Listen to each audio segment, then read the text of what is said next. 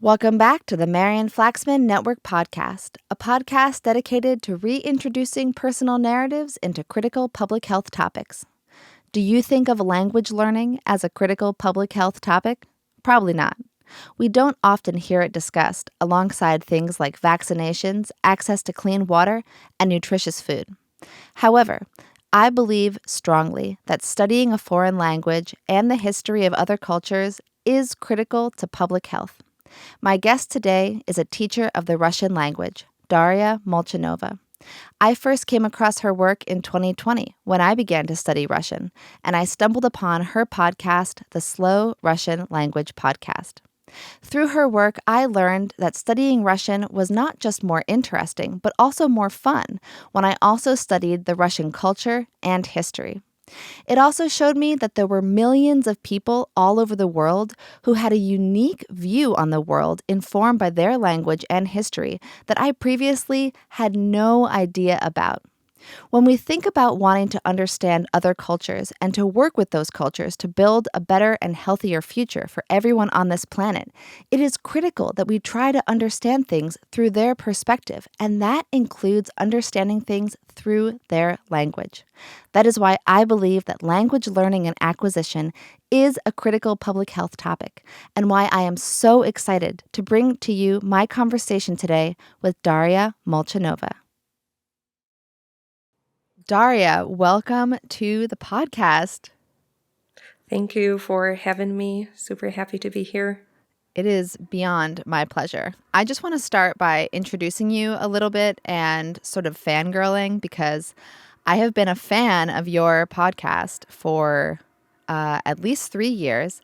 I started listening to it because I was studying Russian, and my dad is a big language studier, and he said, you have to find a podcast in the slow version of your language so you can get used to listening and comprehending a little bit less than normal conversation speed.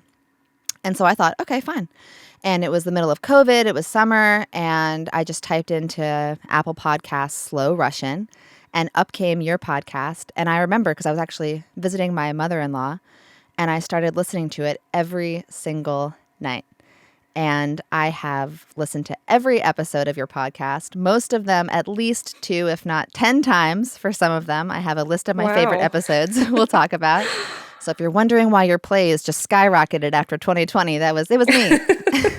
Thank you. Thank you so much. And sometimes I still can't believe that that's what, I don't know, when you say it, I don't know, I just can't comprehend that it's happening, that somebody's from another part of the world, I was living back in Russia back then, is listening to me and just getting something valuable. I'm still at the stage where I just can't believe it's true sometimes. So thank you so much. Yeah, well, I want to thank you, because what you have created, and we're going to go into it more, not just the podcast, but all of your lessons and your YouTube channel and your other podcast, it is so valuable, not just from a language learning perspective, which I've enjoyed, but also just from a learning about cultures perspective. And when I first decided to study Russian, it was totally on a whim, because I saw a picture of my great-grandfather wearing his Russian Imperial Army uniform.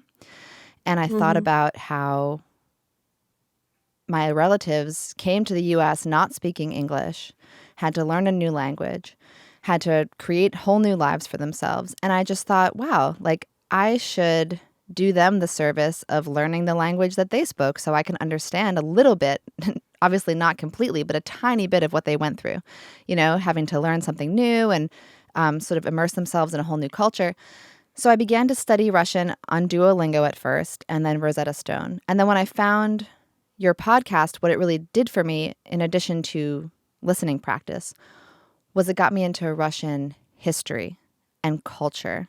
And that really unlocked not just a new side of language learning for me, but also a whole new framework for how people can and should think about other cultures and how we all interact, as fellow humans on this planet. So, yeah, your podcast was not just like interesting to me and fun, but it really just made me think, wow, like we have so much the same, we have so much that's different, and it's really important that we learn about each other so that we can all, do a better job of being people together on this planet. So thank you for creating something so valuable. Thank you. That was my initial goal because I noticed there were so few resources about Russia, not just the language, but Russia in general. Back then in 2015, there were almost no podcasts, no YouTube channels. So I thought that it's just kind of weird that it's the biggest country with amazing history, sometimes dark history, of course, but still it's so valuable, so interesting. And I just felt sad at some point that people just don't know much about it other than some big stereotypes that are circulating around the world. So I thought it's time to change it. That's why I created the podcast in the first place. And then it grew, and then it switched to YouTube channel, to several more podcasts, and here we are today. And here we are. Awesome. Okay, well, let's get a little bit more into that. So I would love to hear, if you're willing to share, a little bit about your background growing up in Russia. And I'm very curious to know about you learning English, because one of the things that actually has really inspired me and kept me motivated was you sharing a little bit through your YouTube channel and your podcast about how even after studying English for years, you still weren't very confident in speaking it. So I would love to hear a little bit more about your journey growing up and then learning English, and then what brought you to want to teach Russian. I have a pretty typical story, I'd say. I come from a Siberian, I wouldn't say town, it's still more than 1 million, but in Russian scale, it's like not very impressive city. It's Omsk, and my parents were both journalists, so I think I just absorbed this whole cultural thing and history since the very early childhood, because reading all those historical books, it was just part of my upbringing for as long as I can remember. And I think I just got this, I don't even know how to say it, just this love, I guess, general love of culture and history from my parents. And this is one of the things that I'm especially grateful to them. My school was one of the best schools. And again, I'm so grateful they took an effort to put me there, because every day I had to go for a really long time to get to that school. But it was one of the best in the city. And again, literature, history, and history of culture and art was very strong there, and languages too. We started learning English, I think, in the first grade, right from the beginning. First, of course, it's just some animals, some songs, colors, that stuff. And then every year it became more and more difficult, some complicated topics. We discussed environmental protection, climate, politics, all that kind of stuff in school. And I was very good at grammar back then in English, always have an A. You participating in some, I don't know if you have it in America, Olympiads. We have it, Olympiada. It's when kids from all over the city, the best kids from schools, they go to some other school and they have some kind of intellectual competition in some subject. It can be in math, it can be in Russian language, it can be anything, biology. So I always participated in English, and I was always top 3 in the city in grammar. But when it came to speaking, I was not 0, of course, but I just could not talk. So I could prepare a perfect answer for the exam. They gave us 20 topics, like my future profession, or my dream, or my favorite book. So I could present some amazing answer for 10 minutes. But when it came to spontaneous conversation, I had this freeze, this pause. You just can't talk. I don't know what happens. You know grammar, you know vocabulary, you have all the tools, but you just can't speak. I think this is a major problem that every language learner faces at some point. When first you're confident, but then you're like, and you can't just have this flowing conversation.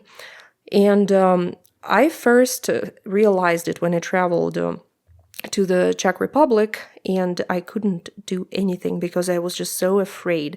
I couldn't talk to waiters. I couldn't talk to basically anyone because I was so scared to speak English. And another thing that really opened my eyes was when I was staying at the hotel, I think in Germany, and a bunch of Americans came in and they were talking to each other, and I understand that they're speaking English. So I hear it's English, but I understood zero. So they're talking some basic random conversation, and I understood zero after more than 10 years of learning English every single day. Still zero understanding. That's when I realized, I should do something different than learning the old way with textbooks. And that moved me to podcasts. I found A.J. Hogg. He had those mini stories, this TPRS method in English. And I listened for a month. Stories were very much below my level, very simple. Like, this is a cat. The cat is white. The cat likes to eat. Obviously, when you learn English for 10, for 15 years, you feel kind of almost offended by this. But then I decided to trust the method, and I listened and I answered the questions out loud, like, yes, the cat is white. No, he's not black. No, he's not red. He is a white cat. So this simple repetition. And then after a couple of months, I felt that suddenly this block that was inside me, this shyness, this freezing every time when I had to speak English, it was just magically gone. And I was like, seems to do magic with this method. That's when I thought that I will make something like that for Russian learners, because everybody was complaining that they can't speak. They know grammar, they know vocabulary, but speaking is a problem. So I made, at this point, I think already more than 100 different mini-story lessons. And all the reviews are like, oh my goodness, this changed my language learning completely. So yeah, now it's my favorite method in teaching Russian as well. That's so awesome. One of the funniest things for me about studying Russian is that, I grew up in America speaking English, and I think even I grew up around very verbal parents and an older sibling, so I was very verbal when I got to school. In fact, most of my notes from teachers were like, Marian talks too much, and no one is shocked to learn that. But I really, because I was so fluent naturally, never learned much English grammar. And so through studying Russian, I have learned English grammar. Like, I now know my own language better because learning the parts of speech and learning what's different between Russian and English forced me to understand what was happening in an English sentence in a way that I never had to before. So it's a really interesting process for me of learning more about being a better English speaker, or a more informed English speaker through studying Russian. Yeah, this is really what surprised me a lot after moving to the United States, especially, and I was teaching at the university, and I was used to explaining grammar as if people know English grammar. So I am saying, it's just like present continuous, or it's just like when you say, I have been doing this and that. And then at some point on the second week, I noticed there's just blank faces of students looking at me. And I am asking, did you study English grammar? Do you understand what I'm saying? And they're like, actually, kind of, no, we never did. To me, it was mind-blowing. And then I asked my husband, he's American, so I asked, do you know that there are 12 tenses, past perfect, continuous, past perfect, this kind of stuff? He's like, what? What are you talking about? And then I found the screenshot from our textbook with this table, a special grammar table, and there are examples like I'm growing roses right now. Yesterday I had been growing roses for 2 hours when she called me, something like that, and it's all with illustrations. And I show it to him and say, like, this is how we study English, and this is how we study Russian as native speakers as well. So for me, all this grammar explanation kind of thing, it comes naturally because that's what we do for years. And I noticed that for Americans, it's not obvious at all. A lot of people don't know the difference between consonants, between vowels. And to me, again, I was coming from this, I forgot the term, when you were kind of delusional that if you know something, then automatically everybody knows it. It was very difficult for me to overcome this feeling and try to kind of teach things a little bit differently from what I'm used to. Yeah, I think, and I don't want to sound like conspiracy theorist about it, but something shifted in the US in like the 1980s maybe, because my mom is older and I remember being in school and she would say to me, well, aren't they having you diagram a sentence? And I was like, what? No. Yeah. So she did that, and she's a big grammar nerd. And my husband is like a American Brazilian who speaks multiple languages. So he has grammar baked into him. But yeah, for me and for other people for whom English was just like a fluent thing that they kind of showed up at school already speaking, it seems like somewhere along the line, some higher up made the decision that teaching formal grammar wasn't that important as long as you could just speak correctly and write correctly.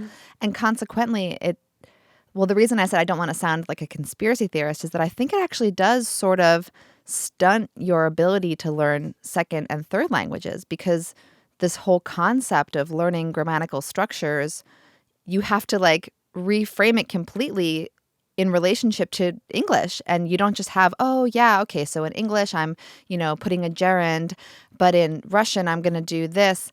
Like if you don't, and I mentioned gerund because that's like a new word for me. It's like if you don't know what that is, then it's harder. It's harder to translate it to a new language. So I just wonder if, I don't know, somewhere along the way, maybe in America, we decided that we didn't value the acquisition of second and third languages as much. And maybe that changed the way that we teach English. But I'm making broad leaps about the education system, which, by the way, in the U.S., as I'm sure you know, is like state by state. So every state's doing it differently anyway. But in the Northeast, where I grew up, someone decided grammar didn't matter. And what about cursive? Did you learn cursive? I did, but my kids have not, and I have a teenager, and she cannot write in cursive. This is another mind-blowing thing to me. Like how can't people read cursive anymore? And I didn't believe it first. And then my husband, I think he gave a birthday card to his older son, and he is 20 years old. And he couldn't read it. I think he told him, like, what does it say here? So again, it was just something that I was speechless about, because to me, it's absolutely unheard of. Like, how don't you learn this stuff? But on the other hand, I think later that why would you need it in the future? Because people barely even write things these days. I think in the future, it will be less and less of that. So people are typing, phones, voice to text. So I guess it kind of makes sense. But at the same time, especially as a teacher, I just can't accept it. I just can't tolerate this. Because it's good for brains too. When you write something by hand, it's proven by research. And so it's just a little sad that they're taking it from kids. My son, he is 10 years old. He can barely write even in printed letters. He writes at the level of, if he writes like that in Russia, it would be straight F. Like no matter what you write, if you write this way, this ugly writing, you're done. You're staying for the second year.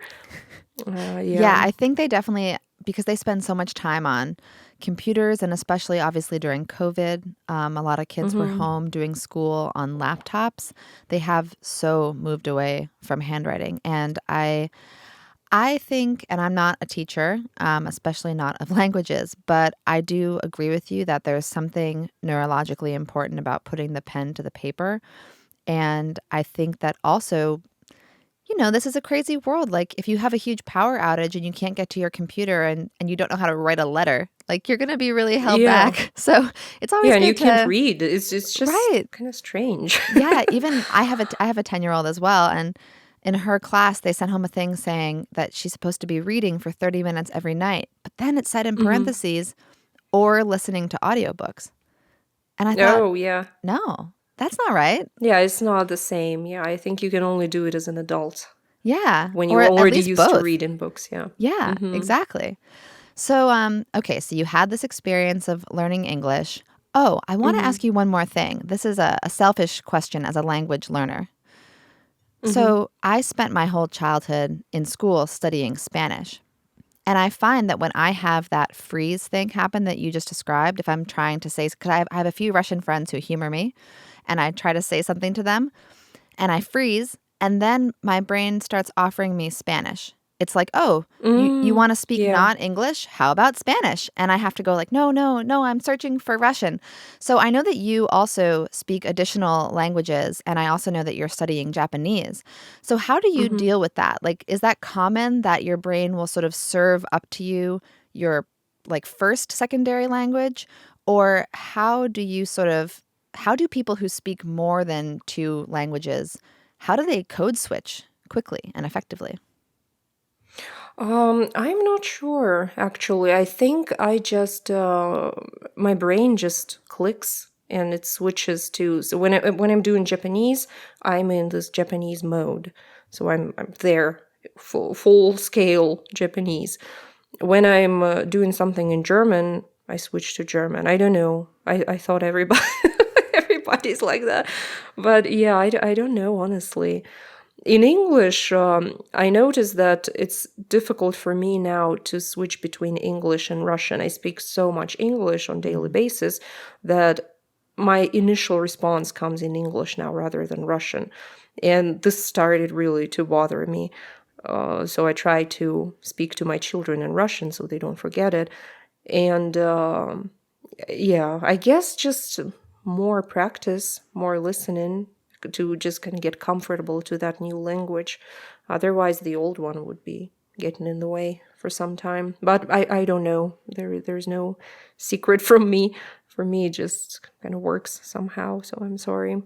Well, I think I have to do the TPRS. I think that's That definitely, works great. yeah, Yeah, that because works great. it's the like forcing yourself to respond out loud to those small questions that I think I'm still missing. And Mm-hmm. so when I get into a conversation moment, I'm like, and it just feels like scary and embarrassing. And my husband and Yeah. I joke a lot about all the different accents. Like, I wonder with those English American speaker, the English speaking Americans that were in the hotel. Do you have any sense for what like region of the country they're from? Because when I hear I think someone, they like from the south or yeah, like something. somebody from the South, I could imagine that sounds Yeah. like a totally different language. I think they were just some regular, let's say, Americans that now I have zero problems with. But Yeah. back then, I was learning British English, and all I was listening to was British English for years. So I never Mhm. dealt with American accent at all. And I think that's why it was so difficult for me. They were speaking really fast, and this was all this R sound happening, and yeah, a lot of laughing. They were saying something funny, I assume, and this is what I guess caused this not understanding anything.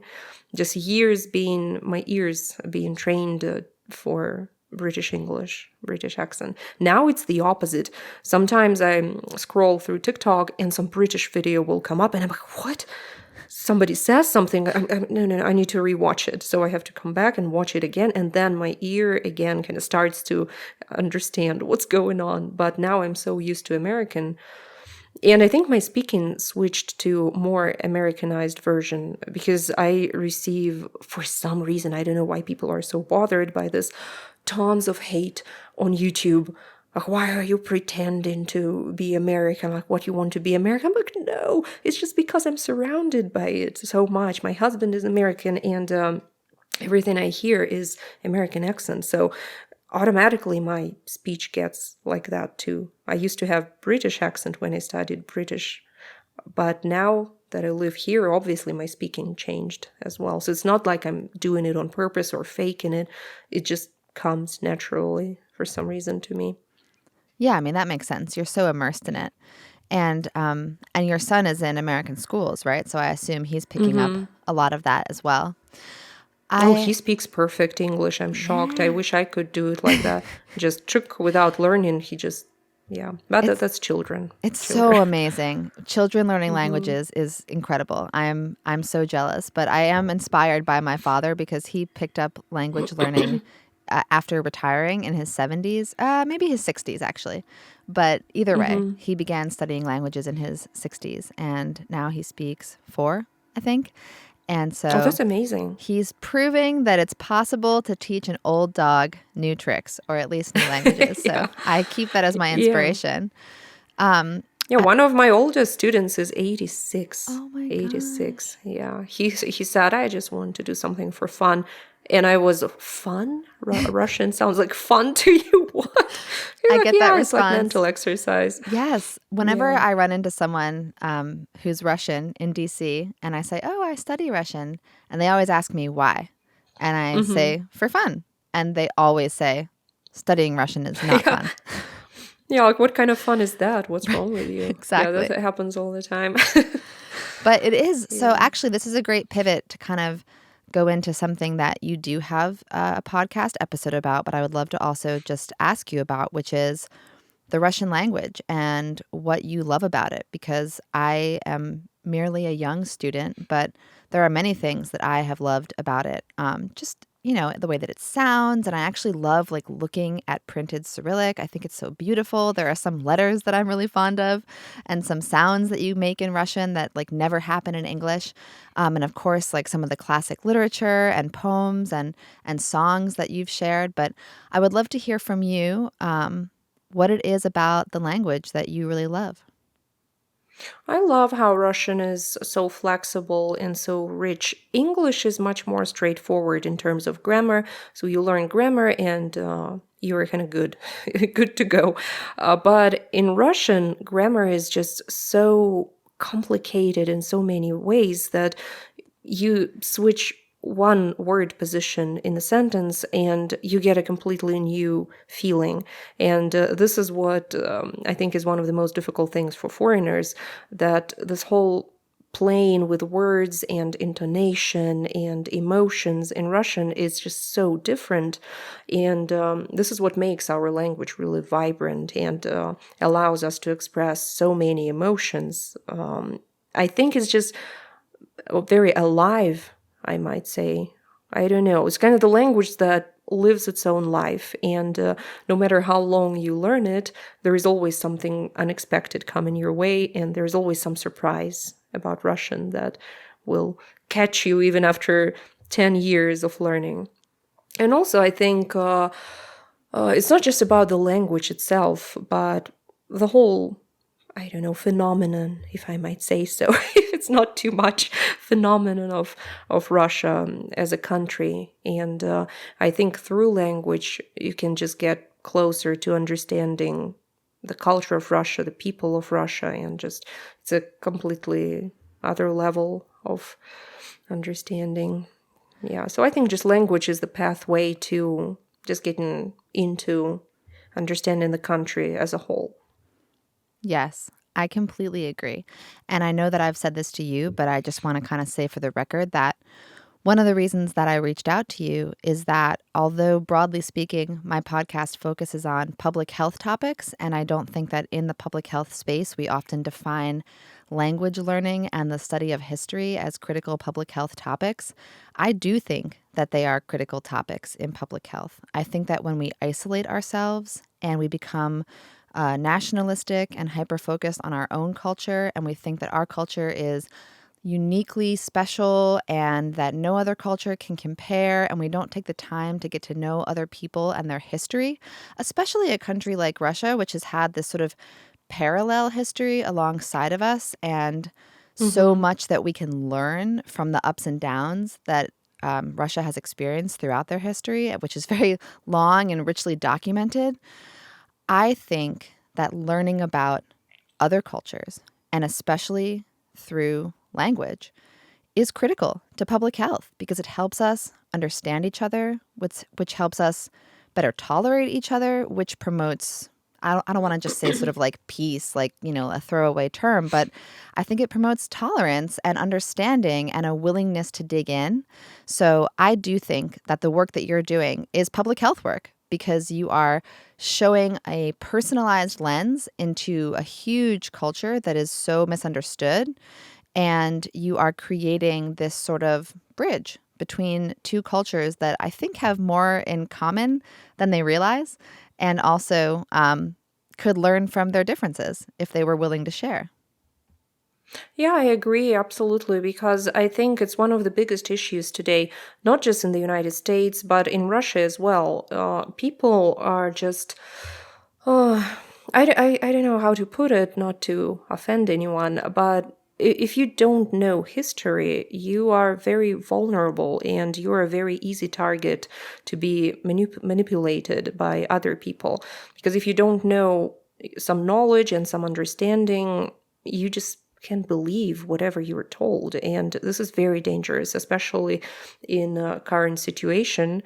I see a lot of people were just, I don't know, I don't want to use the word brainwashed instantly, but unfortunately there is almost no other way to put this. And learning history, learning culture, especially from different perspectives, it really helps you to form your own opinion on things. And as a historian, my initial education and specialty is history. To me, it's completely natural. When I hear something, my first thought is, who is saying this, why they might be saying this, or what do they want, what's the goal of this message.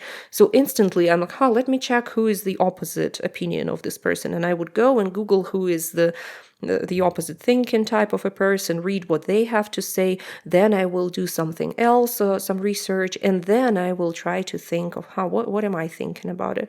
And I see a lot of people just instantly get some piece of news and they just repeat it as their own opinion. And when you try to ask, like, why do you think so? Do you know anything about this or about that? Have you ever heard of that? No. And they don't feel it necessary even to do any further research.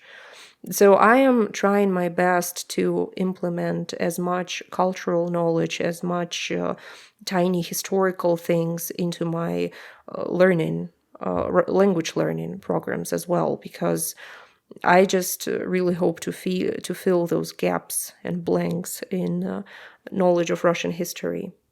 Unfortunately, not everybody is interested. So only people who are already interested in Russia, they would go and maybe learn something new. But majority of people, I guess, they prefer to stay. I will offend everybody if I say we're just getting controversial. Yes. I always call it kind of volunteer incompetence, volunteer delusion. So some people just prefer to be this way. And only, I think this year, I finally got peace with myself, and I finally realized that I don't have to teach everybody. Mm-hmm. Before, I had this urge, like, this person is wrong, they don't know this, I must tell them, I must kind of enlighten them. And then I realized, why no? If they want to, it's not my problem. So I'm not pushing history on anyone anymore. Well, I will start in your honor, because I was honestly, like, I was not a passionate student of history as a kid growing up. I really was pretty kind of like, whatever, who cares? History is boring. And I don't know how history was taught in your schools. I mean, you had this personal in with your parents being journalists and having sort of like a personal lens into history through that. But for me, learning history in school, it felt like you were sat down and you were given a timeline of births, deaths, wars, and white men. Yeah. And then you were quizzed on it. It's always about war for some reason. Yeah. It was like, on this day, this guy was born. He died here. At this point, he fought in a battle. And then, like, we made a statue. And that's history. And through actually studying language, through you, hearing history stories, and then developing a passion for Russian history, and then by proxy, American history, because I realized that really important things were happening in Russia and the U.S. at the same time, I fell in love with history, because I realized that I'm a big people person, And I love to hear like salacious gossip and the details of people's lives. And history is people. And it's juicy stories. Exactly. So what's Yeah, it's not boring just about that? rulers. Yeah, exactly. So I read this like huge, thick biography of Catherine the Great. And boy, that was just an incredible, incredible tale. And I read this amazing book about World War I. I forget what it's called. Maybe Royal Cousins. It's a 3-part journey through the time frame around World War I that profiles the King of England, the Tsar of Russia, and the leader of Germany at the time, because they were all cousins. And it just talks about the time period through each of their experiences and how they overlapped and, the correspondences between them. And it's juicy. It's human, it's dramatic. And it really just like lit a fire under me that history is so important and we can learn so much from it to bring to our current struggles. And if we are experiencing a struggle today and we think it's unique, we're wrong. People in history have definitely experienced this before, maybe with less technology in their palms, but they had always their new technology of the day, their enlightenment, So I just think that it is so, so, so fun to study history, but I did not know that when I was younger. So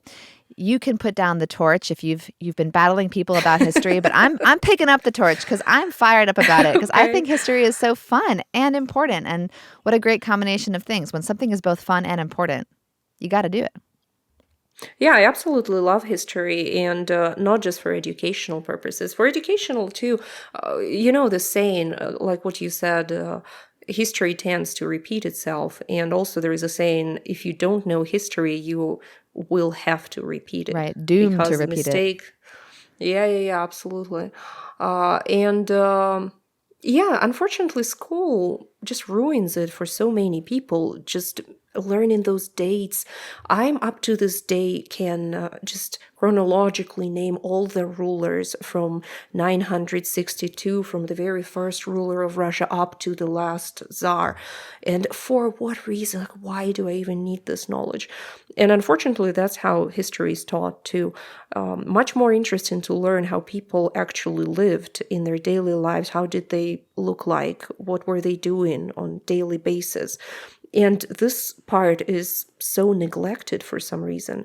I really hope that one day they will change the attitude to teaching history overall and just stop talking about the rulers and start talking about common people and what their lives were about. This is what makes history so much more interesting to study than just learning boring dates and names and battles and all that stuff. Yeah, absolutely.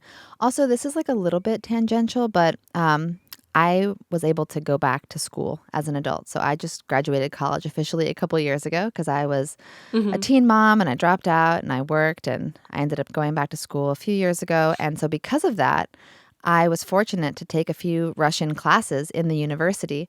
And one of the ones that I took was just like a Russian culture and history class. Which was super cool and interesting. And I had to write a final paper, and I think the topic was just kind of like whatever you want. And so I wrote a paper about my view, which is that I think in America there's a stereotype that Russian culture is very anti-feminist, not pro-woman, that women are forced into these cliches, and that, American culture is much more progressive and much more feminist. And yet my studying of Russian history showed me that there's this tradition of female rulers who had so much power and so much cultural influence. And we don't have anything like that in the U.S. So I'd be curious to know, do you have any opinions on that? I know that maybe my perspective is both underinformed and maybe naive, but I feel like the fact that Russia has this rich history of female rule and empowerment must mean that there's some amount of baked in female empowerment and feminism in Russia, even if it looks a little bit different than maybe we think of feminism in the U.S. Do you think that it's justified, the American view that Russia is anti-feminist? I think American view mostly talks about current days. And today, yeah, Russia is very much behind America in this matter in terms of home violence and difference in paycheck and general attitude to women as equal in some tiny day-to-day things. In history, Russia, I think, was one of the first countries that had this women emancipation movement. After the revolution, women had their own organizations, and they were working. They were doing everything. And in America, I think even in the 50s, women were mostly housewives. We were studying history of my husband's family recently, and no matter which female character from there you take, it's just, she doesn't even have her own name. It's it just struck me. I've felt so sad for those women for some reason.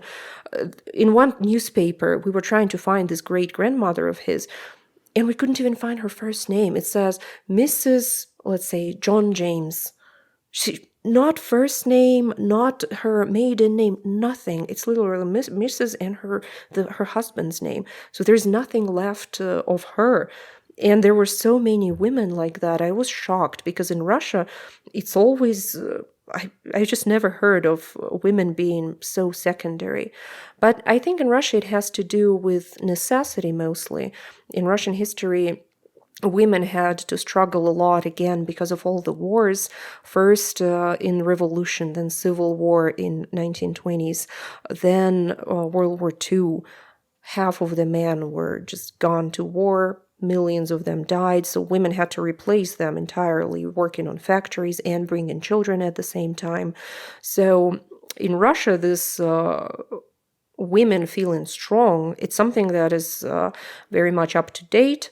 But in society overall, women are still not as protected as in the United States. For example, let's take alimony. It's completely normal in Russia for men to just disappear and nobody will do anything, or they will find some super low paying job on paper and you can't do anything. He just shows up in the court and says like, oh, I'm doing bare minimum. And at the same time, he's buying new BMW and yeah. So that part, the women are very much vulnerable in Russia. But historically, they've been, in good places sometimes in terms of equality. Do you have any favorite female rulers in Russia from history? You mentioned Katherine the Great. I don't know. I'm not a big fan of her. She's a great woman. She did a lot of great things. First of all, it's interesting that she's not even Russian. I was going to say, she is a German.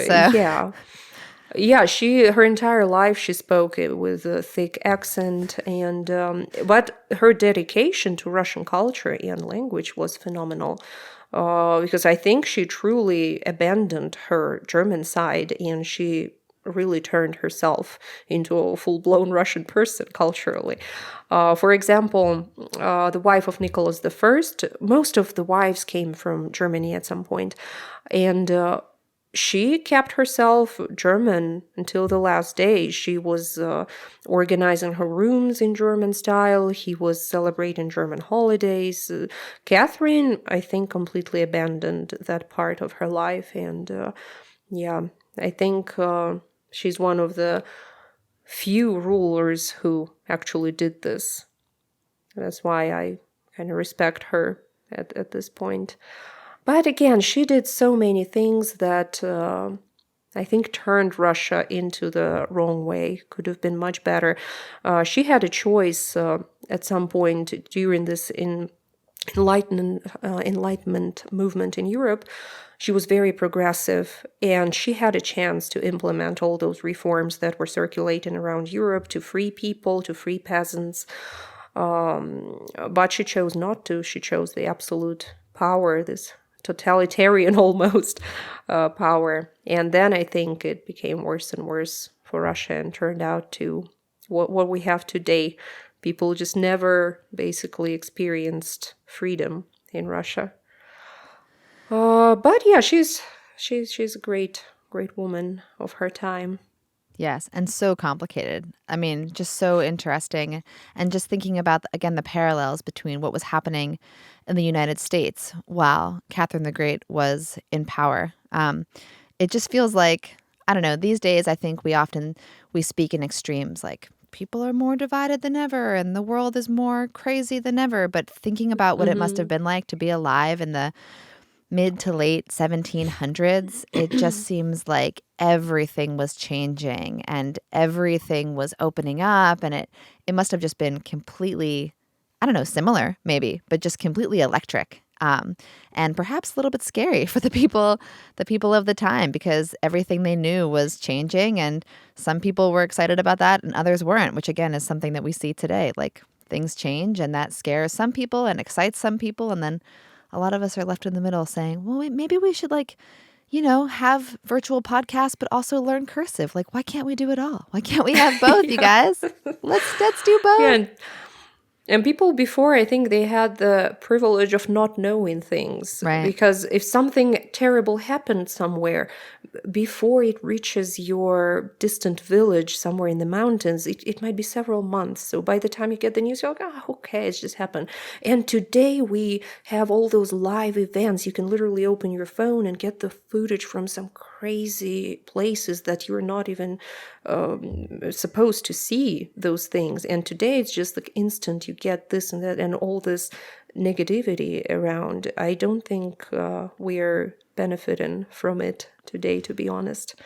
Yeah, so people before, maybe it's how they say, the ignorance is bliss sometimes. Yeah, we're so stressed today. But at the same time, again, I just can't stop learning, can't stop watching stuff, can't stop looking for more.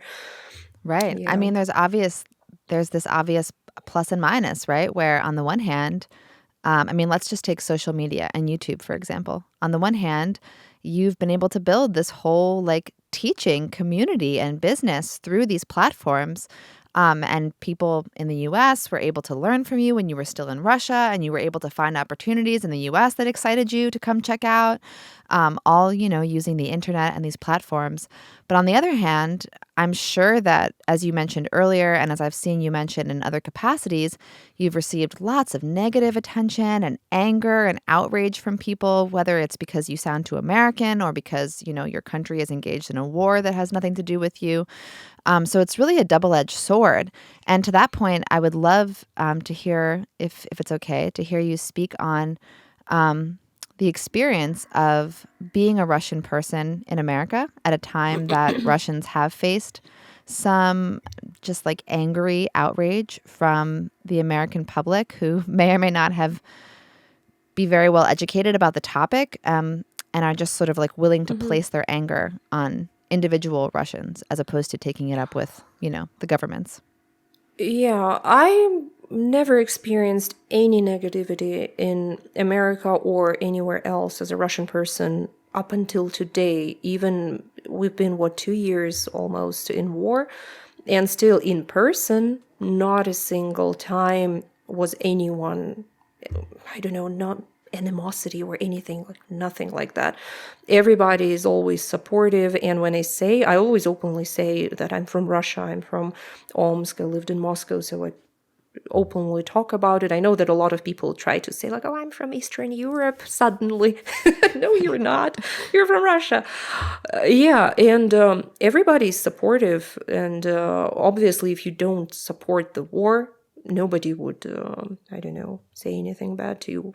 And all the hate I got was online. Online, yes, people get really crazy, but they're crazy about everything. If it's not the war, it would be something else. Because before, I got hated on for all kinds of things. So I guess there are always people who just love to argue, who just love to kind of get engaged in some. Because people are arguing. I go to the videos sometimes, especially if the video has a lot of views, more than a million views. I stop looking at comments because it's just way too much. But sometimes I just see the top notifications. The video is about the Russian salad, this herring under the fur coat. And there people are arguing. So what are you, parent 1 or parent 2? Or where are you kind of calling from some, I don't know.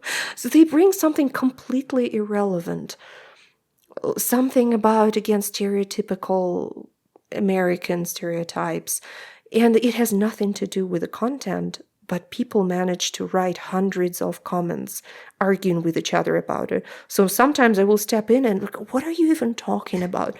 The video is about a salad. Why are you I don't know. It's just, but I guess I'm so used to this that it doesn't hurt me or anything.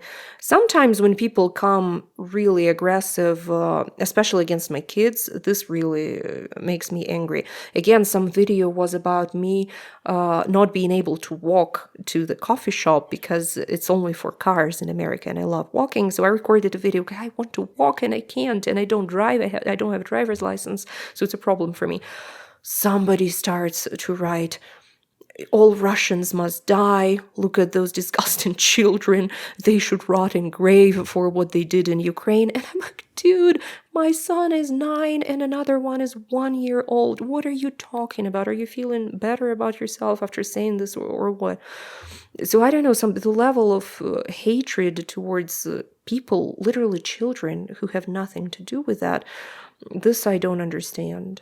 Some people believe in this mutual responsibility, so everybody's responsible, but I don't know, I don't believe in this. There are people who are responsible for the war, who are responsible for the atrocities, but Russia is a huge country. There are 160 million people, so definitely not everybody is involved in this. So hating and wanting to murder my kids for this, it's just, I don't know. I don't think it does any good to anyone to spread that hatred online. But yeah, unfortunately, it's happening. Yeah. I also think it's always very interesting, first of all, when people think that violence is a good response to their condemning of violence. Like, I think you're violent, so I want to murder your children. Oh, all right. That makes total sense. Yeah, that's good. Yeah, that's a really That good would help. solution. Great job.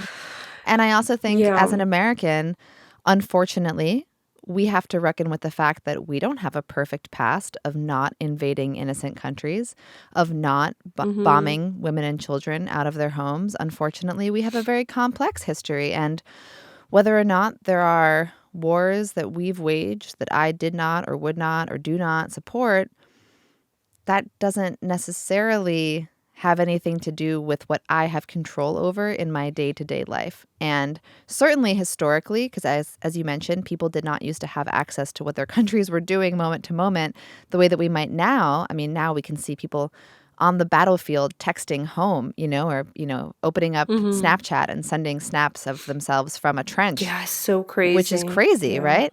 But imagine like a Snapchat from Wilfred Owen, the World War I poet, like just snapping his friends back at home. And Yeah. instead of writing Dulce et decorum est, I mean, we might have missed out on a great poem. But I just think, like, as an American, how can you turn to a Russian person and condemn them for a war that their country is involved in? I mean, obviously, if you were putting out a lesson called, like, I love this war, then okay, fine. Maybe the comments under that could go in that direction. But just to come after you or your children for being Russian, just as an American, you don't have any ground to stand on there. It's like, we've waged unpopular wars. We have to reckon with that. We are people. Our government doesn't always represent us. That's what it means to be a person in this world, right? It's complicated. Yeah, but I guess here it comes again to this not knowing history, because when you ask people about Iraq, Vietnam, people don't know it. People don't know that there was propaganda, that there were war crimes or anything. It's just different. It's not the same. We can't compare it. I'm like, okay, it's not that. So yeah, again, we should just look deeper. I really don't like this argument because Russian propaganda uses it a lot today, saying when somebody accuses them, they would say, well, look at Americans, look at what they did. Yeah, but it's kind of a thing when you're, I don't know, beating your wife, and when the police comes to you, you say, look at my neighbor, he's beating her with legs. I'm just using my fists. So it's not the same. I'm better than that. This argument it doesn't mean you can't do bad things if somebody else did it in the past. But at the same time, completely neglecting this part of your history and pretending that, oh, we are the good guys and Russia is completely evil. It's just, it doesn't work like that too. But unfortunately, so many people don't care to look deeper, to learn any dark sides of their own history. So I guess it's just easier to pretend that you're a good guy. Right. Russian people think they're good guys. Even today, Russian people think they're saving Ukraine from evil West. So they're thinking they're fighting the great patriotic war again. Right. Against bad guys, yeah. And speaking of that, I wanted to touch briefly on World War II because, again, I was not a good history student as a child. I admit that. But I still think that even when I was paying attention in history, that nobody was emphasizing Russia's role in World War II. And I was shocked when I listened to your lessons about Victory Day and just how important Russian culture and World War II history, like how much emphasis is put on World War II. I had no idea about Russia's involvement and how much it shaped Russian culture. So I would love to hear you speak about that a little bit, because I have to imagine that if I had no idea, that many other Americans have no idea, or at least a very underemphasized idea of the role that Russia played in World War II. Yeah, was another surprising thing to me, especially when I came here and I realized on May 8, May 9, nothing is happening. Like nothing. In Russia, if you go there in May, is huge. It is the biggest holiday. It's bigger than 4th of July in America, the celebrations. And it's so strongly implemented in our upbringing, in our education everywhere. So every single person in Russia, I think, knows more about World War II than anybody else probably in the world, because we grow up like that. And I remember all the time in my school, veterans would come and share stories. And every year we would have this massive celebration with learning songs and poems, and all the movies were about the war and how terrible it was. I know dozens of poems from the World War II time and songs. I know all of them by heart. And the celebration is huge. You just go, bring flowers, you hug veterans on the streets, and it's all day long festivities today. Today got kind of over the top sometimes, kind of too much. We should not celebrate the ending of any war like that, I guess, but it's a different story. So in Russia, every family was affected, and everybody knows their ancestors. Somebody died in the war, somebody was heavily wounded, somebody got missing, and it's literally every family. I ask 20 of my friends, everybody would say, like, oh, in my family, this person went to war, this person died. So, of course, everybody was affected. And I think in the United States, not a single time in history that kind of war happened. Even during Vietnam, when people were drafted and sent there by force, it still was somewhere else. It was not here. Nobody was coming to houses. And it was just not that massive like it was in Russia, when just entire villages were burned down together with inhabitants. So this trauma is huge in Russia, and even today, still up to this day. That's why I think current events were so easily, again, people got so easily manipulated, because this old wound, this old memory of those events, they used it really well to represent current events, unfortunately. Do you think that, and I don't want to feed into Russian propaganda or appear to be like an apologist for anything, but do you think that there's any like resentment between, or like coming from Russians around how Americans portray America as having like saved the world? Like I feel like the story from America, which I think is told pretty broadly throughout the West in general, is like, Yeah, saved Europe. America saved Europe. Like, we did it. America did it. American soldiers liberated the concentration camps, and Yeah. Americans did this and Americans did that. And meanwhile, like, every single family in Russia lost their brother, uncle, or father or grandfather. Yeah. In Russia, it's the opposite view. In Russia, it's that Russians saved everybody. And about America, it's taught that America always takes the opportunity. They always join the very last moment to just take advantage of everybody. When kind of things already turned the right way, that's when Americans jumped in and just got richer, kind of benefited from the war. This is how it's taught in Russia. And before, it was always like the Allies did this, Allies did that, Britain, USA, Russia. So it was mentioned. But year after year, I'm closely watching this development. And even during Putin's speeches on May 9 in Russia on this Red Square, he has this massive bombastic speech every year. And it gets more and more crazy. So first, he was always mentioning Allied forces, and at some point, even American Marines were marching on the Red Square, I think in 2015 or something. French troopers came. It was a really massive event. And year after year, they just disappear. And one year he said, we were the only ones in this war. We were completely alone fighting the evil. I'm watching this. I'm like, what? It's not it is called World War for a reason. But now they're twisting it to the point where Russia, not the Soviet Union, no, Russia was fighting against everybody, saved Europe, and this is how Europe repays us today, kind of ungrateful. We saved them, we liberated them, and then they forget to mention that after liberating some parts, they actually turned it to the second occupation. For example, in Baltic countries like Estonia, they call the Soviet period occupation time, which is insanely insulting for Russians today. But for them, it is occupation. They were occupied by foreign troops. Same with Lithuania, same with Latvia, all the countries. Even Ukraine thinks they were occupied by Russians back then.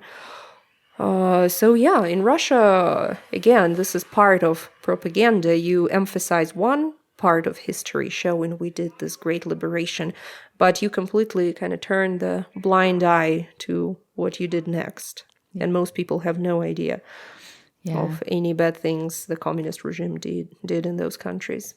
Right. Yeah, I mean, of course, like, again, there are overlaps with U.S. history, and it just, when I learned how much we had to work together during World War II, it shocked me how quickly that became the Cold War.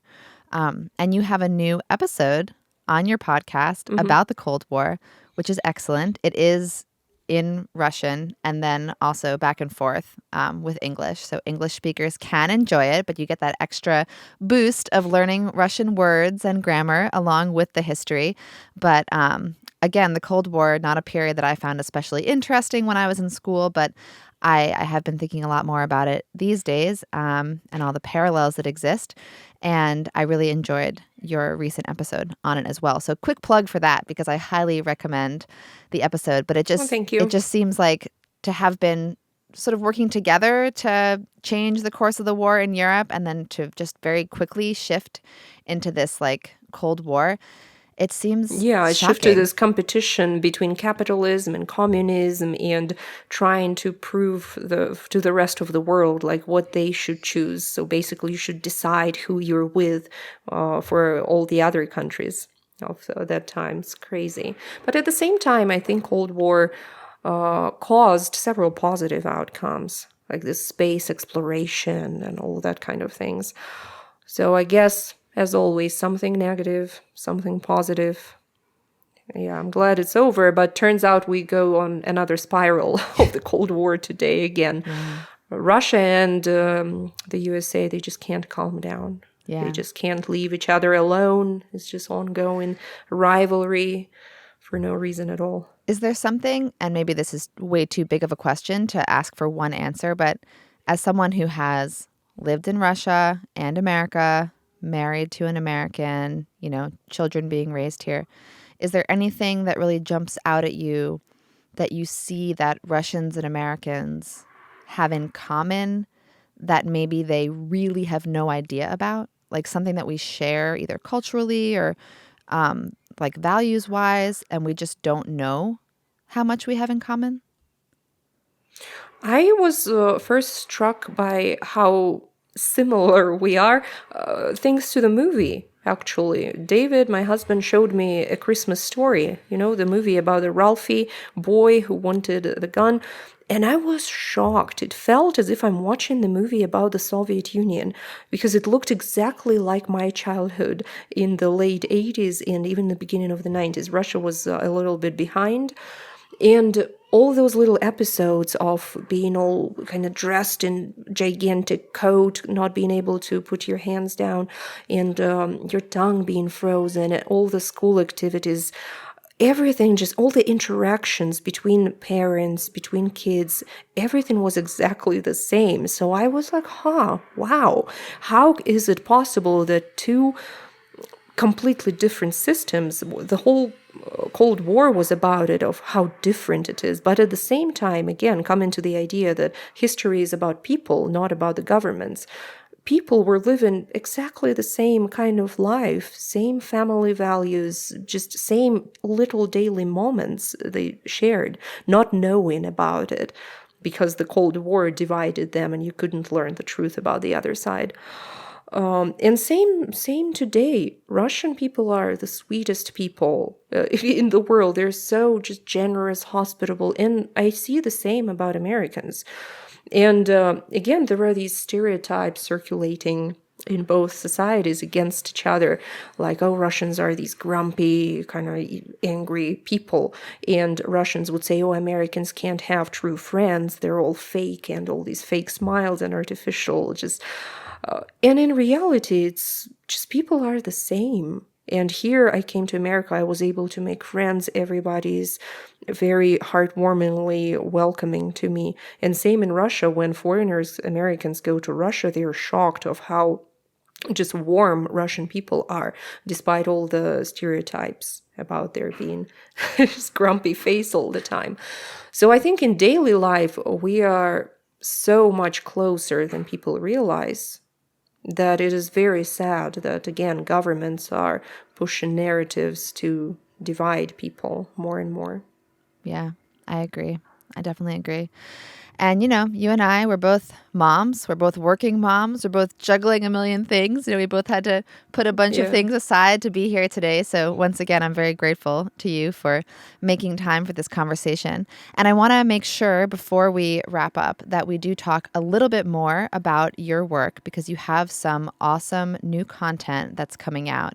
I also want to touch on a few of my favorite episodes of the Slow Russian podcast. So I love episode 94, where you talk about the first man in space, Yuri Gagarin, because I had... Oh, it's the love of my life. And I had never, I love it so much. heard of him before, and I learned so it's crazy. much. I know. How did I... But of course, again, American schools, I learned all about how great America was. Yeah, you know about Armstrong. I know about Neil Armstrong and Buzz, yes. Which all the American people, and Apollo 13 was a hit film, but it was really exciting to learn about everything that he went through and even his mysterious demise. And I really loved episode 90, where you said it was like clickbait, where you said it was a Thanksgiving in Russia, but it was about Yablочный Spas, or the sort of apple fairy or apple spirit holiday. I listened to that episode, I think, maybe 20 times, because I thought it was so interesting, and there was a lot of good food vocabulary, which I love. And I really, really loved your episodes 75 and 77, where you talked to your mom about the pluses and minuses of life in the Soviet Union, partially because, like we've just been saying, learning about a real person's history of a lived experience during a very, taught about time period was very interesting and enriching. I loved hearing both what she thought was good and also what she thought was bad. But I also really loved learning the word nu. I just loved that. Oh, yeah. I loved hearing real people talk, because, I love my Duolingo, but how often am I going to say, my cat has a large knife? just not very often. Yeah. So it's very fun and interesting to hear you talk to your mom. And I've actually like slowed it down even more and listened to it on like half speed. But I really enjoyed those episodes a lot. Oh, and I loved episode 4 from back in 2016, which Oh, means it's you've been crazy. doing this forever. But Father Yeah, so long Frost, ago. the episode about Oh, Father I love him. Frost. Yeah, he is so adorable. I like him so much more than Santa, to be Then honest. Santa, and he has Because Santa, since childhood, bothered me. Santa's behavior, this kind of ho ho spying ho on thing. people. Yeah, kind of just doesn't click with me, even up to date. So to my kids, Santa comes and Grandpa Frost comes to them too, still. Because I tell them you are from Russia, so both wizards come for you They're so to bring lucky. Twice presents. as many presents. Amazing. Oh, yeah. Well, I Yeah. hope, and I want to just make sure that the people listening know that although the Slow Russian podcast is about learning Russian, you really can listen to it as just an English speaker who's curious about culture, because there is so much to learn culturally in the stories as well. But you have a new product or lesson or community that you've opened up, which is exclusively focused on Russian culture and history, and it's taught in English. Is that correct?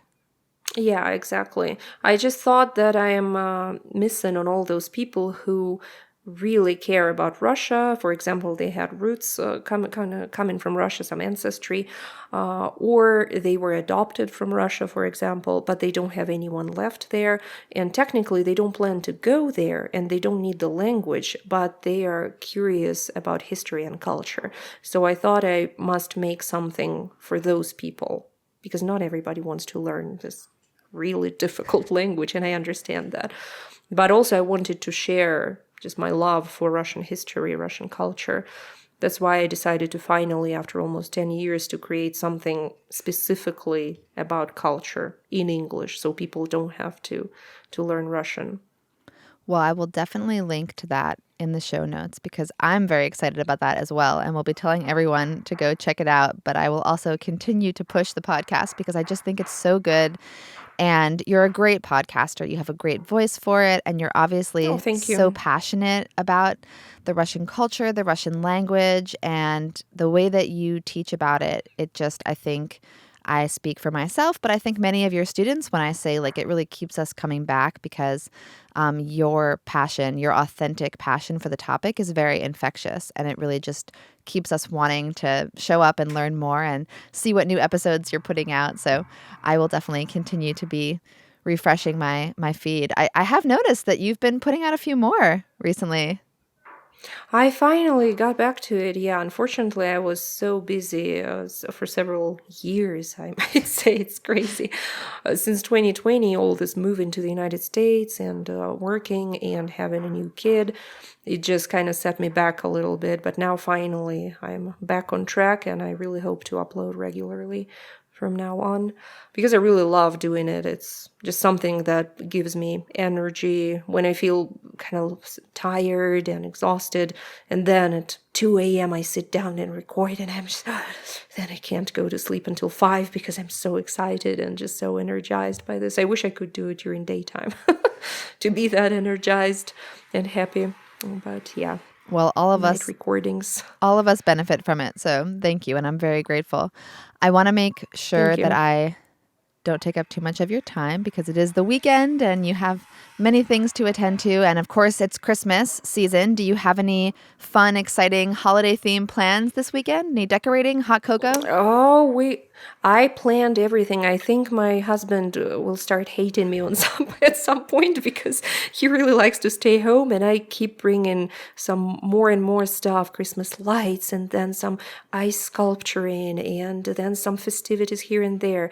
And this weekend we have the big celebration in Russian school, so there will be Grandpa Frost, Snegurочка, all the characters. So we're going there for the Russian celebration.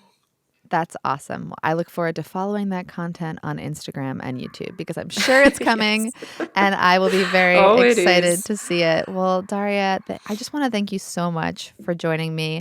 I am so grateful. It's been such a pleasure and really a dream to speak with you because I've been following your work for so many years and it's meant so much to me. So to be able to share your work and your message and how it relates to public health with my audience is so important to me. And so I just want to truly, authentically thank you for taking the time to be here. And I hope that we can stay connected and keep promoting this message of sort of like personal growth and cultural tolerance through history and language. Yeah, thank you so much. It's a huge honor for me. I was really happy when you invited me and just genuinely adore speaking about Russia and about Russian culture, even if it's something negative sometimes. I just deeply love what I'm doing. So I'm really grateful that you invited me to talk about it. Thank you. You're welcome. Truly my pleasure. Thank you once again for listening to the Marian Flaxman Network Podcast, a podcast dedicated to reintroducing personal narratives into critical public health topics. For more information on me, Marian, please visit my website at marianflaxman.com. For more information on my guest and her many podcasts and YouTube channels, please find the links in the show notes. This episode was produced by Brain Trust Productions and sponsored by Informed Solutions Consulting. Thank you so much once again for listening, and we will see you next time. Пока-пока. It means bye-bye. Пока-пока. That's what Daria always says at the end.